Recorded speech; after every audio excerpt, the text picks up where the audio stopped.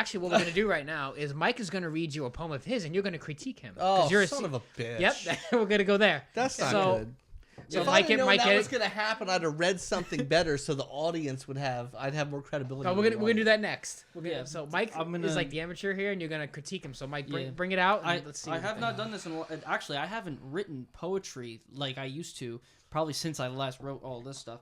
And I'm going to say this now. A lot of people on the podcast who've watched this podcast before would know this because we've had Damien on at least multiple times. Yeah, I love that man. I love that man. Oh, absolutely. I absolutely love that man.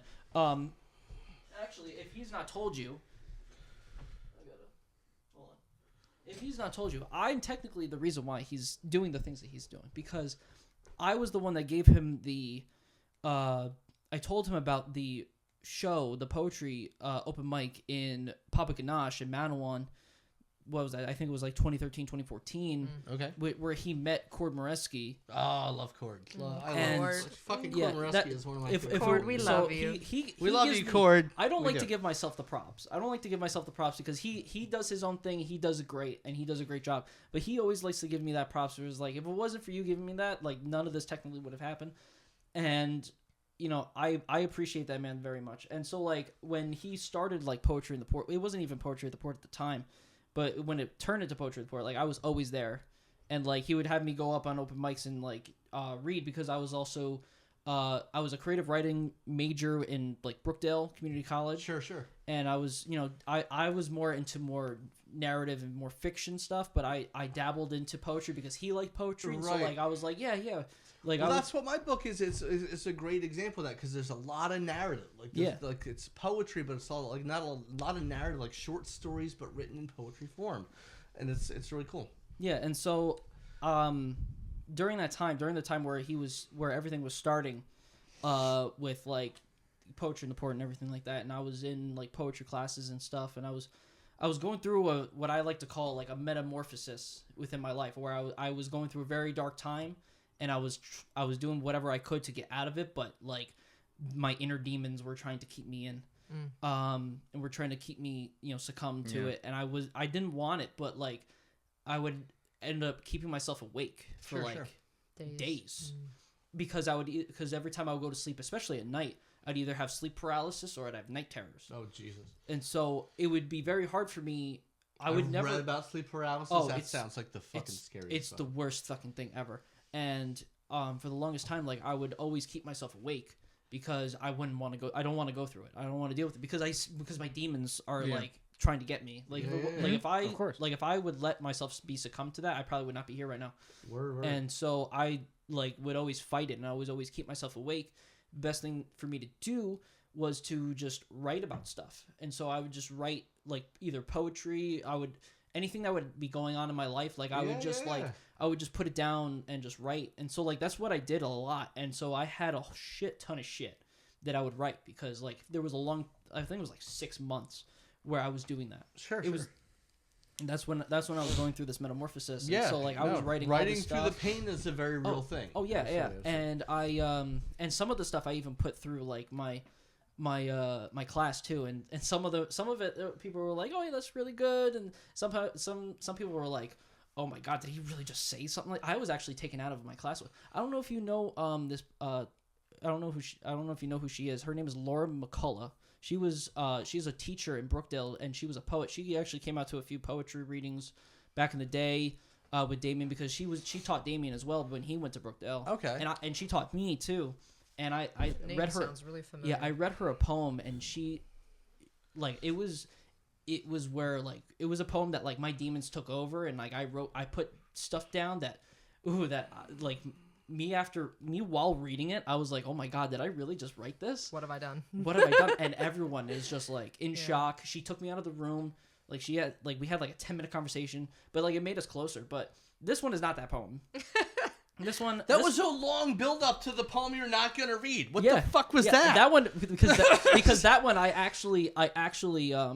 I actually like there was a lot of like critiques and stuff for it, but I burnt it because I told myself that Jesus Christ, you made such a build up, and you're like, I know. not only am I not gonna read it, it's fucking not possible for me to read it. Earlier. Let's keep it. Yeah, let's keep it on track here. I did that because it was so negative. It was so negative and so bad to the point where if I read it, like who knows what like the art of it would do to me. And so I had to remove it to bring positive. I got it out. I'm not saying you did anything bad. I just thought it was funny. And so the poem, so extensively. The poem that I'm going to read to you. The poem that I am going to read to you though is actually one of the first poems that I read at Damien's Things, and Charles Joseph was there, and he took. I know Charles. He took my physical copy of my poem, and he made me like write my name on it, and he took it. So I guess that means that he liked it, but so it's so I'm gonna read and I haven't touched it since then. I found it recently. I found all my old stuff recently because I tried burying read me it. some shit, man. So here we go. So this one is sorry. I had to give you all this context. All right, swallow that shit and fucking read me. Yeah, read me something, man. Decompress. Give me something. Take a breath. This poem is Dirt and Gold. Dirt and Gold. So it starts. Into the earth a worm digs, sitting laying down inside the brown, fertile dirt, relaxing, most likely wanting to be lazy. I agree, sliding through as nothing to the rest of the world. I am my father, rags to riches in a sense, equipped with skill and knowledge more than a scholar. When loaded on Adderall, his mind works quick, works with his hands until they are stained black and red, and cuts crafted along his jagged skin. All the while I look to myself in misfortune, for I am misfortunate to not learn the skills. I am misfortunate to not carry his legacy. I am unfortunate that I messed up. My father does not think of me like this. He sees the potential in me to be the best of me, the best I can be. I want to be the best I am. I am not misfortunate. I am who I am. He is my father, my mentor, my friend. All the while, I thought I was just a worm in this world. And that's it. Very good.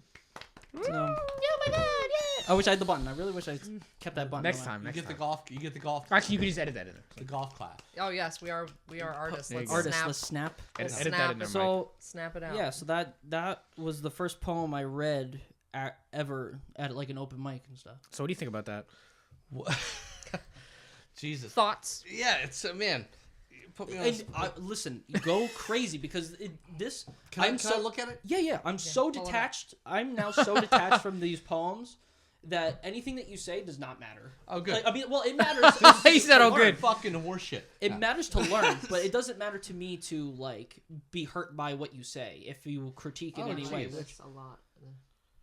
What's that? So tell the audience. Wanting to be lazy, I agree. Sliding through is nothing to the rest of the world. I am. I like that a lot. I like that. She likes that. Yeah. She likes that. That's good. Me, I don't give a fuck. I'm kidding. Yeah, no, that's You're more the expert here, man. Give it to him. You're more of an expert than I am. Let's say that. I don't know if there is such thing as a poetry expert. Yeah, no. I don't think there's such a thing. It's really just you write what you're feeling. You try to put an interesting spin on it lyrically so that people want to hear it is really all that poetry is. Yeah. You know, you can drone on in front of a microphone. Nobody wants to hear that shit. But if you can punch words together and make them interesting, attractive to the ear, attractive to the synapses, then you got something. Yeah. That's really all it is. It's fucking poetry. That's all it is. Yeah. So I like just from speaking with you now and hearing certain things that you've said, like the bottom here. I'm fucking reading. Well, you know, I'm the one with the bachelor's degree. He asked me to do a fucking job. What's my critique? Cool. I want to be the best that I am. I am not misfortunate. I am who I am. That just from hearing you speak, I can understand how much growth is important to you from both of you, really. Yeah, I like when poets. You can call yourself a poet or not. You know, it's subjective. But I like. If you wrote a poem, you're a poet. It's good. I like when poets you know, I love prose and I love the dark, you know, fiction that he writes, but I like when a poet reveals a little bit about themselves without it feeling like heavy-handed or like oversharing. You know, I'm not saying that like you can't be vulnerable and open yourself up and say certain things that, you know, maybe ugly or dark, you know. Yeah. But I find when you say less, it just right. No, I was just talking to her about it says more the other day about minimalism in writing and brevity. Yeah. You didn't say like, oh, I never amounted to anything. My daddy doesn't think like he, you know, you didn't like write it like that. It's written very like eloquently, to the point, succinct, but also like with feeling. Yeah, very my takeaway from this is I think it's a great piece. I think it's very succinct. I think it says what it's trying to say in a very concise but also artistic way. Organic. I think your rhythms are really cool in here. Actually, I don't just think they're good. I think they're really cool. I like the rhythms in here a lot. Yeah, it's not like overly rhymey either, you know. Yeah. Like I rhyme done well is impactful, but when it's like it's all right. Yeah, I was actually talking to Damien about that the last time he was on here. I was talking about like how, because like rhyming in its basic form has been so overdone that I feel like if you wanted to rhyme, you have to make it complicated. You have to do like some sort of rhyme scheme. Well, yeah, I mean you can do it, and you can if you wanted to do it, you'd have to make it interesting, because then people can then, like or you were saying, like if it hits the ear in a specific way and hits the brain, like and it works and it flows well, then it works. And yeah, Damien thought the same, but I honestly actually have not touched that since I think it's a great piece. I don't think you need to. I enjoyed the way that you read it, and I also I think the rhythm's really great, and as Kait was doing, she's pointing out some really provocative pieces of what you have there. Some of the lines are very thought-provoking, very interesting.